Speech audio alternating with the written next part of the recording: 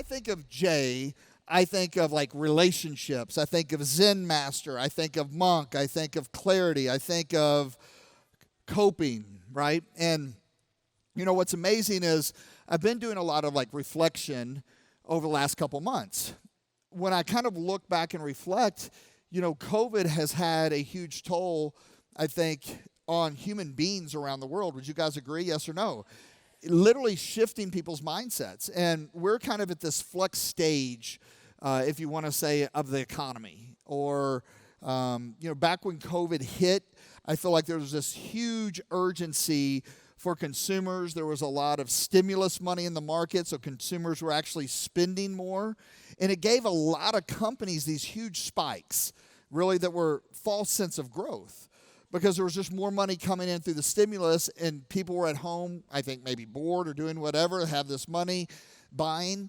And a lot of different segments across the board, any type of luxury item went up for the first 6 months. Our industry and our company thrived, right? And I also think that there's people that were a little bit nervous, and they had this energy to saying, I better get a plan B because I don't know what's getting ready to take place.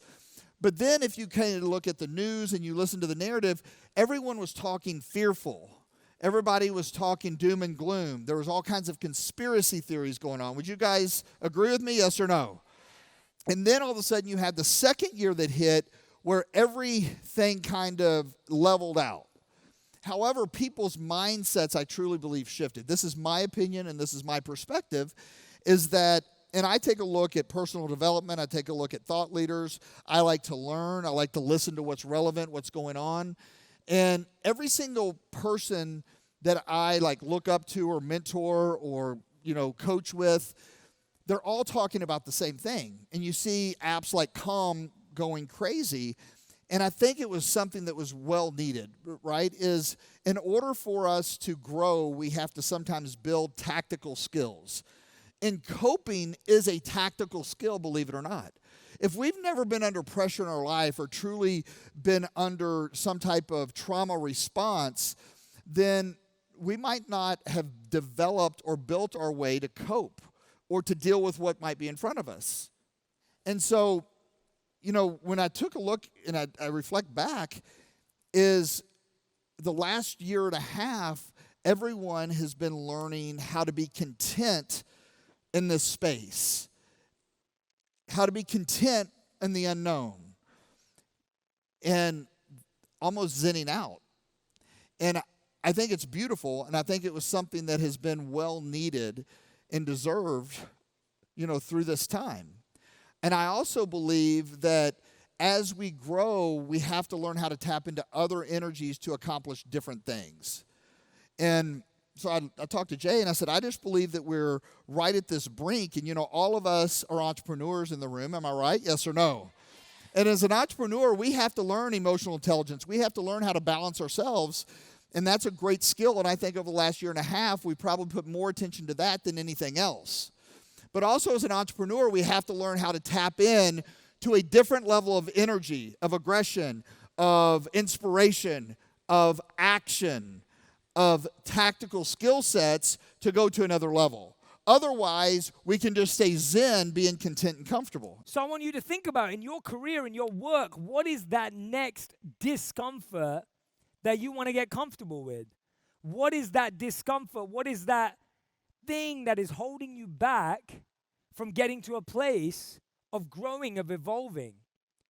People set goals.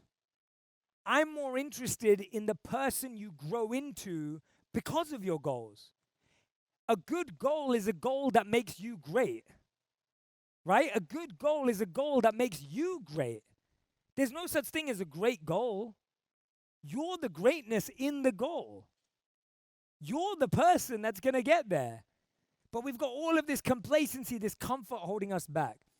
And we're facing a recession, in my opinion. I think it's going to hit people like a brick wave. So usually during this time, our industry thrives. Why? Because people are looking for opportunity, right? We have a recession right in front of us, and I feel there's not as much urgency. Being here 29 years in this industry, in this space, you see a lot of patterns, right? And every time there's been a recession, our industry has soared because people get this energy and this urgency about them to go out there and create opportunity. And by the way, that's what entrepreneurs do. That's what achievers do. If they can't find an opportunity, they create one. How many of you are achievers in the room? Yes or no? Each and every one of you are. And so to me, it's about raising ourselves away from fear and scarcity and start moving with urgency into abundance and action.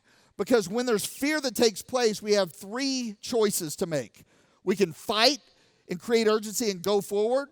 We can freeze and act like nothing's there. And sometimes that's what contentment feels like. Oh gosh, it's safe right here, or we run. And so I think that what I shared with him is I believe that the world right now needs leaders and thought leaders and entrepreneurs to lead with certainty, raise their energy to give conviction to others that there is opportunity out there, that they don't have to be content where they're at, that it's okay to have that tool, but to also strive for more is the beauty, I believe, of growth. And I think growth is truly what creates happiness. We live in this very divided, disconnected world, and we struggle with the idea of and. We think of everything as or. It's like left or right, friends or family, work or life. Everything's designed and defined and divided by or, when actually, why can't life be about and? And when you have the word be limitless, being limitless to me isn't just something that applies to you. It isn't just something that applies to your work. It applies to your whole life. Why can't you be content and ambitious? Why can't you be calm and have beast mode too? Right? Why can't you have peace but then also have this relentless drive and purpose? You can have both. In life, you have to do the same thing. You have to manage the company or the business that you are right now today. You have to manage that. You have to take care of it. Because if you don't take care of it, it'll be gone. So many times we take little things for granted. But little things are what mean the most. You have to take care of the little things on a daily basis. And as an innovator, if you want to always be on the front, the cusp, the leading edge, you also have to manage the business or the company that you're becoming. Let me say that again. You have to manage the business that you're in and the business that you're becoming. And as individuals, we have to manage the people that we are today. We have to see ourselves for as we are and be unapologetic. And we always have to have sight on the future that we're becoming something. Do you like what you're becoming? Are you excited about what you're becoming?